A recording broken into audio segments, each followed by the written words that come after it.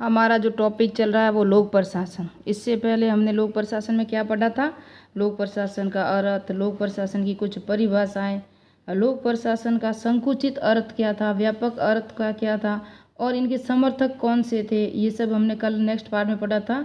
और आज जो पढ़ेंगे ना हम लोक प्रशासन का जो भी टॉपिक होगा वो आज पढ़ रहे हैं। और ये टॉपिक है ना ये 2nd ग्रेड में है, RS मैन का अगर आप दे रहे हो तो वहाँ भी होगा, यही टॉपिक है। आज जो हम पढ़ेंगे वो सिर्फ कला और विज्ञान के क्षेत्र में पढ़ेंगे। कला मानने वाले कौन से वैज्ञानिक थे और कौन से समर्थक थे, विज्ञान कौन कौन मान रहे हैं, कला और विज्ञान दोनों कौन मान रहे हैं और विज्ञान कौन नहीं मान रहे हैं, इन सब के समर्थक पढ़ेंगे, इन सब की परिभाषाएं पढ़ेंगे। ये मैं बता दूं पहले, फिर थोड़ा सा रिवीजन करेंगे नेक्स्ट पार्ट में जो पढ़ा था। तो ये आप देख सकते हो लोक प्रशासन कला के रूप में है। और मैं जितना पढ़ा रही हूँ ना ये सब लोक प्रशासन सब्जेक्ट, ये NCERT की 11 क्लास की बुक है, अब वहाँ से नोट्स बना रही हूँ। अगर आपको खुद को पढ़ना हो तो वो 11 क्लास की बुक देख लेना, जो ओल्ड RBSE में चलती थी अब वर्तमान में NCERT में भी है।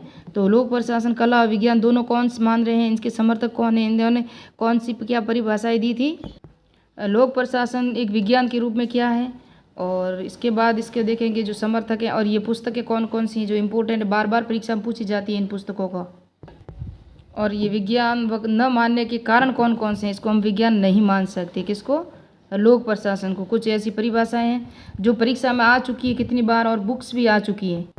फिर लोक प्रशासन की जो वैज्ञानिक पद्धति है ना उसके चरण कौन से हैं, ये सब NCERT बेस्ड हैं और NCERT से ही प्रश्न आते हैं और NCERT ही नोट्स हैं। तो ये 2nd पार्ट है, इससे पहले ये 2nd ग्रेड है, लोक प्रशासन सिलेबस है।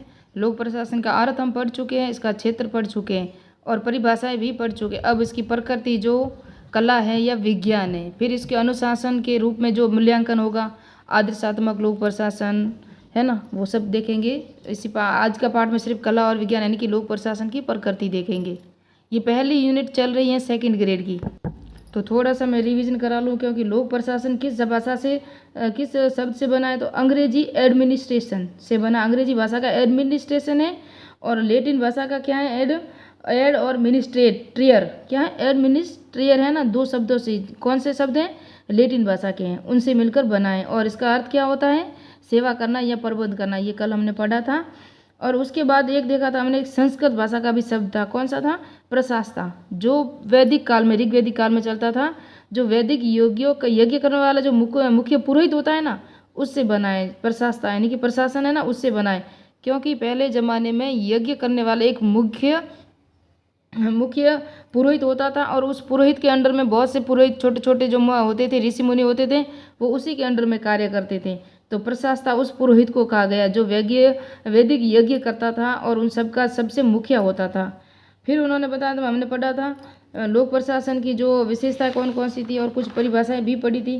तो LD वाइट की पढ़ी थी, वुड्रो विल्सन पढ़ा था, विलो भी, साइमन की बहुत इंपॉर्टेंट है, कई बार ये परीक्षा में आया हुआ है, केंद्र राज्य और स्थानीय सरकारों द्वारा संपन्न की जाती हैं उन क्रियाओं को ही प्रशासन कहा जाता है। ये किसने कहा था, साइमन ने कहा था। और फिर उसके जो भी अर्थ बताया था, शासन और प्रशासन भी समझाया था मैंने कल। शासन का जो है वो जनप्रतिनिधि उसका चुनाव करते हैं और प्रशासन जनप्रतिनिधि जो होते हैं ना, जनप्रतिनिधि नहीं होते, शासन होता है वो जनप्रतिनिधि, यानी कि प्रधान चुनते हैं हम, सरपंच चुनते हैं हम, मुख्यमंत्री को चुनते हैं हम, ये कौन है, ये शासन आता, शासन है। जबकि प्रशासक वो होता है, प्रशासन वो होता है जो अपनी योग्यता के आधार पर, जिस तरह हम B.Ed की डिग्री करेंगे तो 2nd ग्रेड का एग्ज़ाम दे सकेंगे, MA करेंगे तो 1st ग्रेड का एग्ज़ाम दे सकेंगे, उस तरह से हमें अपनी योग्यता के आधार पर अपनी जॉब लेना, वो क्या कहलाती है, प्रशासन। जबकि ये उच्च स्तरीय होता है, शासन उच्च स्तरीय, यानी कि जो मंत्री होते हैं वो तो उच्च स्तरीय होते हैं, लेकिन जो शासन प्रशासक होते हैं जो योग्यता के आधार पर चुने जाते हैं ना, वो इन जनप्रतिनिधियों के अंडर में कार्य करते हैं। जैसे कि हम ग्राम पंचायत को ही देख सकते हैं, ग्राम पंचायत में अगर सरपंच है तो सरपंच जो कहेगा वही कौन करेगा, ग्राम सेवक करेगा, जिसे हम वीडियो कहते हैं ना, ग्राम विकास अधिकारी, तो वो उसी के अनुसार करेंगे। जिस तरह हम देश में जिला प्रमुख चुनते हैं, जिला प्रमुख वही कार्य करे, जिला प्रमुख के अंडर में जिला कलेक्टर कार्य करते हैं, तो जिला कलेक्टर वही कार्य करेगा जो जिला प्रमुख कहेंगे कि यहाँ के मुद्दे ये हैं, यहाँ की समस्याएं ये है, इस तरह से। ये मैंने बताया। फिर बताया था आपको मैंने प्रशासन। प्रशासन के दो रूप थे, एक तो लोक प्रशासन, एक निजी प्रशासन। निजी प्रशासन का अर्थ यही होता है कि वो अपने लाभ और अपने हित के लिए कार्य करते हैं, जो होता है निजी प्रशासन। लोक प्रशासन होता है लोक कल्याणकारी, जो जनता के हित में कार्य करते हैं, वो होता है लोक प्रशासन। तो निजी प्रशासन अभी मैंने समझाया नहीं है पूरा डिटेल से, सिर्फ लोक प्रशासन समझाया था। निजी प्रशासन जब आएगा तो वो पूरा डिटेल से समझाऊंगी। अभी स्टार्ट कर देते हैं हम। और लोक प्रशासन का अर्थ संकुचित अर्थ में बताया था आपको, व्यापक अर्थ में बताया था कौन कौन इनके समर्थक थे। संकुचित अर्थ में कौन कौन थे? संकुचित यानी छोटा अर्थ, उसके अंदर साइमन था, गुलिक था, फेयोल था, विलोबी थे। उसके बाद विस्तृत और व्यापक अर्थ हमने समझाया था, उसके अंदर Woodrow Wilson, L D White, Marshall, Dimock, Nigro और पिफनर, ये कौन थे? ये थे विस्तृत और व्यापक लोक प्रशासन का अर्थ बताने वाले। और इस विस्तृत और व्यापक अर्थ में लोक प्रशासन के अर्थ में कौन आता है? इसमें कार्यपालिका के कार्य आते हैं, व्यवस्थापिका के कार्य आते हैं, न्यायपालिका के, यानी कि सभी के कार्य जो आएंगे वो विस्तृत व्यापक अर्थ में आएंगे। और जब संकुचित अर्थ में हमने पढ़ा था, जो साइमन, गुलिक, फेयोल, विलोबी देते हैं ना, उसके अंदर कार्यपालिका को ही शामिल है, सिर्फ एक कार्यपालिका। ये मैंने कल आपको पढ़ाया हुआ, थोड़ा सा रिवीजन कर लिया। अब हम पढ़ेंगे लोक प्रशासन कला है या विज्ञान है, और लोक प्रशासन कला है। तो अब हम देखेंगे लोक प्रशासन की प्रकृति, कला या विज्ञान, यानी कि लोक प्रशासन कला है, विज्ञान है अथवा दोनों हैं। यह मुद्दा बेहद वाद विवाद का है और वाद विवाद का विषय है। अनेक विद्वान है ना, उसे कला की श्रेणी में रखते हैं, जबकि अनेक विद्वान उसे विज्ञान की श्रेणी में रखते हैं। और कुछ विद्वान दोनों ने सबने अपने मत दिए। तो लोक प्रशासन कला के रूप में public aid as a art, कला एक अर्जित ज्ञान है। आपको पता है कला को अर्जित ज्ञान क्यों कहते हैं? इसको अभ्यास के द्वारा प्राप्त किया जाता है। जिस तरह हमने शिक्षा में जो महारत हासिल की है, तो वो भी तो हमने अभ्यास किया था। तो प्रशिक्षण और अभ्यास के द्वारा जब हम कला का जो विज्ञान करते हैं, ये अर्जित है, जन्मजात नहीं होती है कला, और जिसका व्यवहारिक प्रयोग जीवन के लिए उपयोगी होने के रूप में किया जाए, यानी कि हमारे उपयोग में ही कहते हैं। इस हर एक स्किल डेवलप आपके पास होगी। अगर आपके पास कोई भी स्किल होगी तो आप आगे तक जा सकते हो। किसी के पास संगीत कला है, किसी के पास मूर्ति कला है, किसी के पास साहित्य कला है, यानी कला होती है हर एक के पास। एक ही कला नहीं होती कुछ भी, यानी कि किसी को खेल में कला बहुत निपुण होता है, कोई क्रिकेट में बहुत जो महारत हासिल की हुई है, कोई फुटबॉल का है ना, कोई टेनिस खिलाड़ी सानिया मिर्जा है। तो ये क्या अपने अर्जित कला उन्होंने हासिल की है। एक ही फील्ड में तो कोई है नहीं, हर एक की अलग अलग कला होती है। तो ज्ञान का क्रियात्मक रूप या यथार्थ रूप ही कला, यानी क्रियात्मक रूप, जिससे हमें अभ्यास करना पड़ता है, हमें हाथों पर सबको क्रियात्मक रखना पड़ता है, यानी कि कार्य किया जाता है ना। और फिर प्रशासन का उद्देश्य किसी कार्य या उद्देश्य की पूर्ति के लिए व्यक्तियों से कार्य करवाने के ढंग या तरीके से है, जिससे व्यक्ति सफल हो सकता है, जो दूसरों के कार्य करवाने में ढंग जानता हो। इस दृष्टि से प्रशासन एक कला है, यानी कि जो भी एक कलाकार हैं, जो भी एक प्रशासक हैं, या जो भी कोई अधिकारी हैं, अगर वो अपने अधीनस्थ अधिकारी यानी कि अपने से छोटे जो कर्मचारी या अधिकारी होते हैं, उससे वो आराम से कार्य करवाता है, तो उसके अंदर क्या है? कला है। कहते हैं कि इसके अंदर कला है, सबको मनाने की कला है ना, किसी को गुस्सा मजाक करने की कला होती है। तो वो चाहता है कि वो अपने जो कर्मचारी हैं वो किस तरह से उसको कार्य करवाता है, और वो नाराज़ भी नहीं होते और खुशी खुशी अपने जो कार्य कर लेते हैं। एक IPS अधिकारी है तो उसके पास कितने अधिकारी होंगे, छोटे छोटे, वो कार्य करते हैं। तो वो अगर उसके अंदर सही ढंग की कला नहीं है तो सब उनसे नाराज़ होंगे, कोई गुस्सा करेगा, कोई इसके खिलाफ शिकायत भी करेंगे। अगर एक अच्छा सा कलाकार है, अच्छा सा है, वो प्रशासक हैं, तो वो आराम से अपने कार्य को चला करता है, और सभी उसके जो अधीनस्थ अधिकारी, जो उसके छोटे निचले वर्ग के जो कर्मचारी होते हैं, वो उनसे खुश रहते हैं। चार्ल्स वर्स के अनुसार इसको चलाने के लिए अत्यधिक कुशल नेतृत्व, उत्साह, उच्च आस्था की आवश्यकता होती है। कुशल नेतृत्व होना चाहिए। आपको पता है जब चाणक्य ने चंद्रगुप्त मौर्य को ही क्यों चुना था?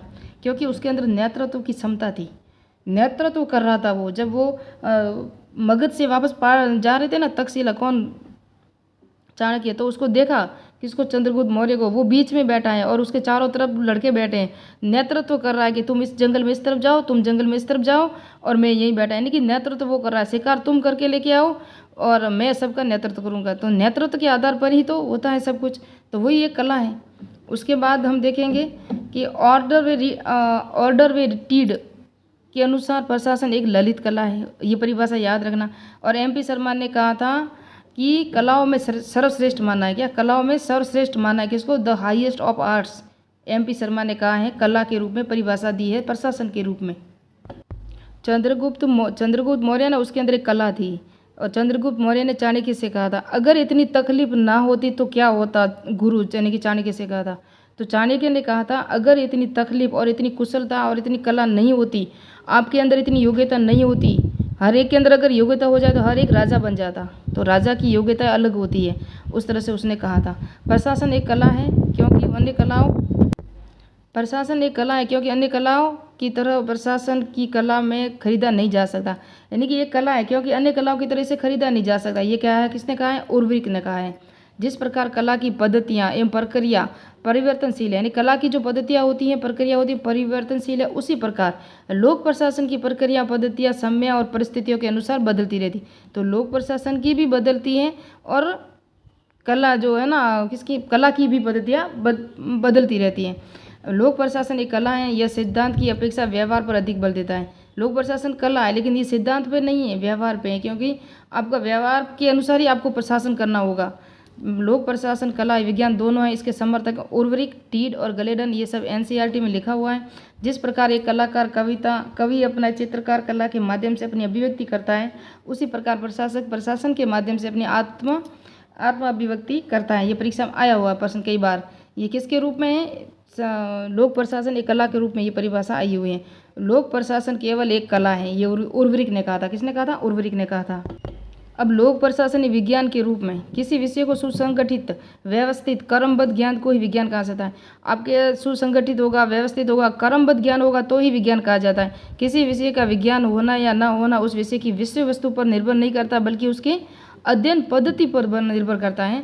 प्राचीन काल में एक कला मात्र ही था। प्राचीन काल में लोक प्रशासन है ना, वो एक कला मात्र ही था, किंतु वर्तमान काल में ये विज्ञान कहलाने की योग्य बन गया है, लेकिन है नहीं।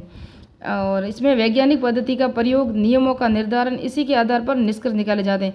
वैज्ञानिक पद्धतियों का प्रयोग किया जाता है, नियमों का निर्धारण भी किया जाता है और निष्कर्ष भी निकाले जाते हैं। लेकिन आगे हम देखेंगे। अभी गिलमोर ने लोक प्रशासन को अंतगोत्वा विज्ञान कहा है। ये एनसीईआरटी में लिखा हुआ, याद रखना, अंतोगत्वा यानी कि विज्ञान कहा है। किसको कहा है, लोक प्रशासन को। किसने कहा है, गिलमोर ने कहा है।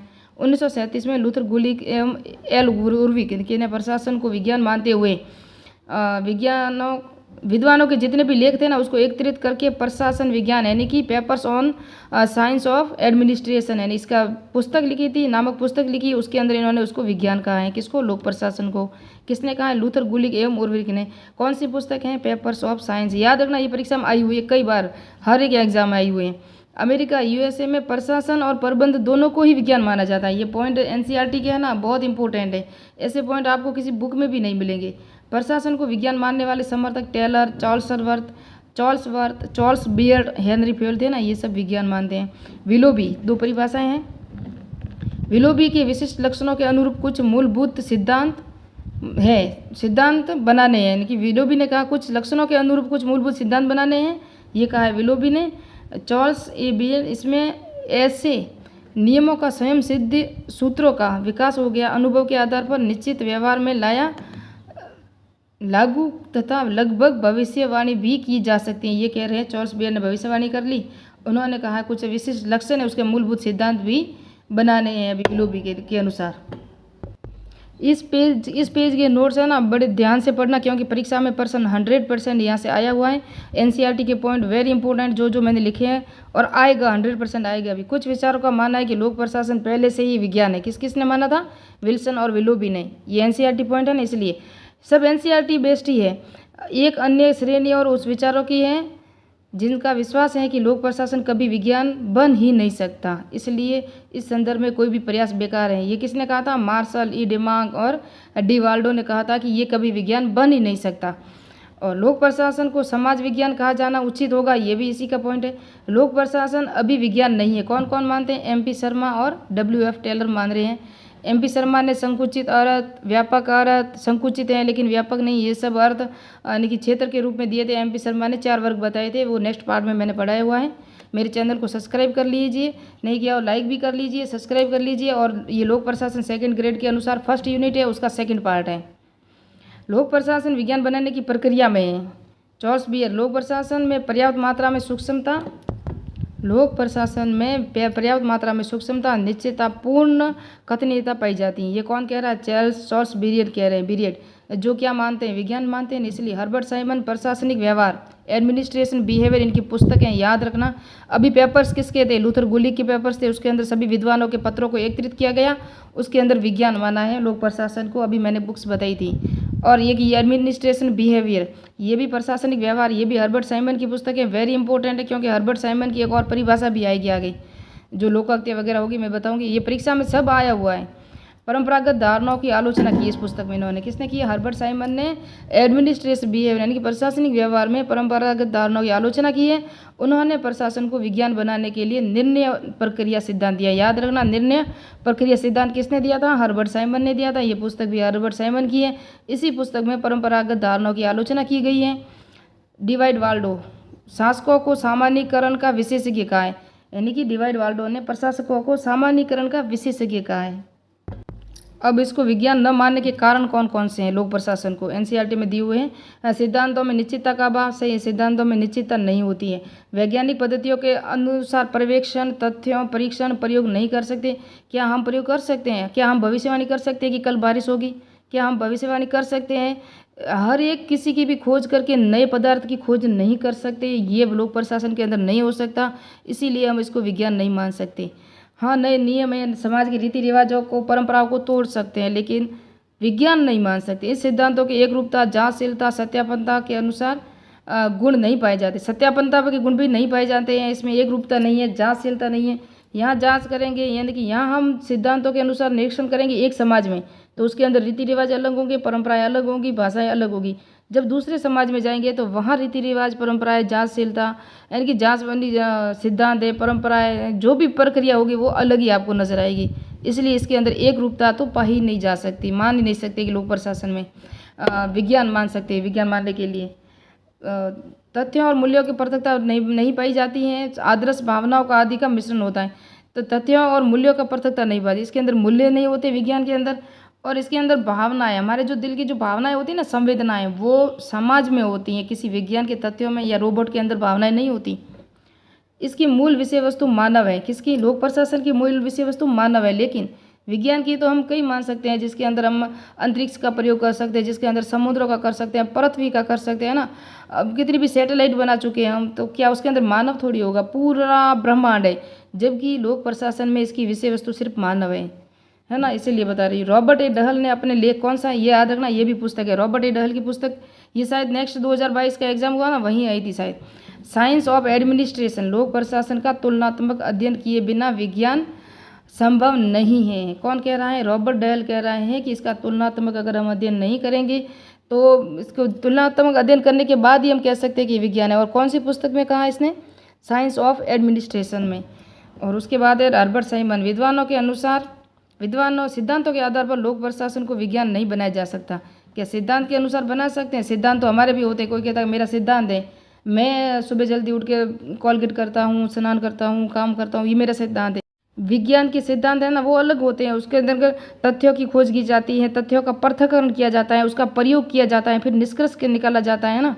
कई कई दिनों तक उस पर अध्ययन किया जाता है, रिसर्च किया जाता है। लेकिन ये सिद्धांत नहीं, अपितु ये तो मात्र कहावतें हैं। देखो, लोकोक्ति या कहावतें किसने कहा था, हर्बर्ट साइमन ने। इसकी पुस्तक मैंने अभी बताई थी आपको, उसके अंदर उन्होंने परंपरागत धारणाओं की जो आलोचना की थी ना, परंपराओं की आलोचना की थी, तो वो पुस्तक थी इनकी। याद रखना कौन सी पुस्तक है, मुझे अब बताना आप कमेंट करके। वॉलेरा की पुस्तक, रॉबर्ट डहल की पुस्तक, और किसकी पुस्तक, हर्बर्ट साइमन। तीनों की पुस्तकों को याद रखना, तीनों की परिभाषाओं को याद रखना, और कौन से पुस्तक में परिभाषाएं दी हैं वो भी याद रखना। किस पुस्तक में तुलनात्मक अध्ययन लिखा हुआ है, किस में परंपराओं की आलोचना की है, किसकी पुस्तक थी, ऐसे प्रश्न आते हैं परीक्षा में।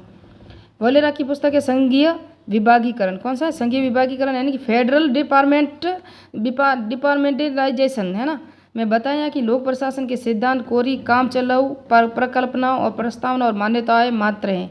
इस पुस्तक में इन्होंने ये कहा, किसने कहा, वॉलेरा ने कहा है। यदि उन्हें वैज्ञानिक प्रस्तावना और मान्यताओं, यदि उन्हें वैज्ञानिक नियमों और निष्कर्षों सामान्यकरण का रूप दे दिया तो ये तो थोप देना मात्र होगा, यानी कि ये इस पर थोपना होगा कि ये विज्ञान है, जबरदस्ती मनवाना होगा, लेकिन ये विज्ञान नहीं है। तो उसे विज्ञान कहना अतिशयोक्ति होगी, अतिशयोक्ति प्रशंसा मात्र है, यानी कि ये किसने कहा था, वॉलेरा ने कहा था। तो एक शब्द याद रख सकते हो, अतिशयोक्ति मात्र, अतिशयोक्ति पूर्ण प्रशंसा मात्र है। किसके ने कहा था, वॉलेरा ने। किस पुस्तक में, संघीय विभागीकरण में। किसी बुक में इतना नहीं मिलेगा जितना एनसीईआरटी में आपको पॉइंट्स मिलेंगे। तो वैज्ञानिक पद्धति के चरण: अवलोकन, तथ्य संग्रहण, प्राक कथन, परिकल्पना का निर्माण करना, फिर प्रयोग और तथ्यों के द्वारा परिकल्पना। पहले हमने कौन से तथ्य मिले उस पर परिकल्पना करेंगे, फिर है सारणीकरण, फिर वर्गीकरण, सहसंबंधों की खोज, जांच या सत्यापन। सत्यापन करना भी जरूरी होता है। तो ये सब इसकी जो चरण थे याद रखना, 3-4 चरण क्रम से पूछे जा सकते हैं। और एनसीईआरटी के पॉइंट है, एनसीईआरटी की बुक के अनुसार अगर आपने एनसीईआरटी 11 को बुक को नहीं देखा तो वहाँ देख लेना, लेकिन बहुत बड़ा लेसन है, वहाँ से नोट्स बनाने बड़े मुश्किल होते हैं। तो मैं आपको बड़ी मुश्किल से ये नोट्स बना के दे रही हूँ। मिलते हैं नेक्स्ट पार्ट में। मेहर टीचिंग चैनल को आप सब्सक्राइब कर लीजिए, ज्वाइन कर लीजिए, लाइक कीजिए, कमेंट कीजिए। मेहर टीचिंग टेलीग्राम चैनल को भी ज्वाइन कीजिए। और ये सेकंड पार्ट है, लोक प्रशासन का अर्थ, परिभाषाएं, क्षेत्र और ये प्रकृति। उसके बाद नेक्स्ट और ये सिलेबस के अकॉर्डिंग चलेंगे। सेकंड ग्रेड के हमने संगठन के सिद्धांत सारे पढ़ाए हैं, थोड़े से कुछ रह गए वो भी चल रहा है। और ये पहले हम पहली यूनिट पूरी कर ले, फिर दूसरी, फिर तीसरी, इस तरह एनसीईआरटी बेस ही हम चलेंगे। तो मिलते हैं नेक्स्ट पार्ट में।